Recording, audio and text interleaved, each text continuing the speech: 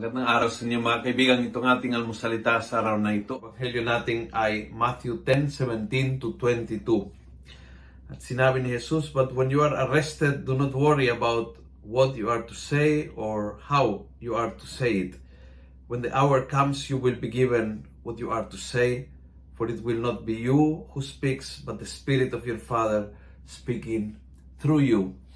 God is speaking through you kahit sa oras ng pag-uusig, ng paghihirap, kahit yung sadya ng mga tao ay sirain ka, kahit ang gusto ng mga tao is hulihin ka, sirain ka, pahirapan ka, gagamitin ng Diyos. Pakakataon yan para siya ay magsalita through you. Sa pamamagitan ng iyong salita, ang Diyos ay magsasalita. Napakaganda po ito.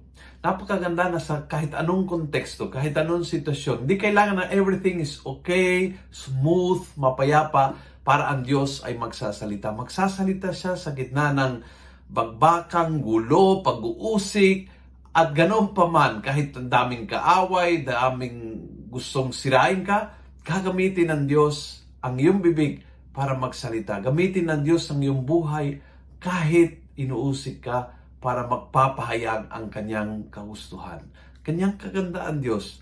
When He is with you, kahit anong mangyayari ay hindi magpapatumba sa iyo, hindi magpapatuldok ng buhay mo, hindi masisira sa iyo. Kahit anong mangyayari, even difficult situations, difficult people, difficult na pangyayari, gagamitin din ng Diyos yan bilang background ng kanyang pahayag. At ang buhay mo, ang magiging instrumento, magiging speaker, magiging megaphone na magbibigay ng boses sa Diyos. Kung gusto mo ang video ito, pass it on. Punuin natin ng good news ang social media at gawin natin viral, araw-araw ang salita ng Diyos. And God bless.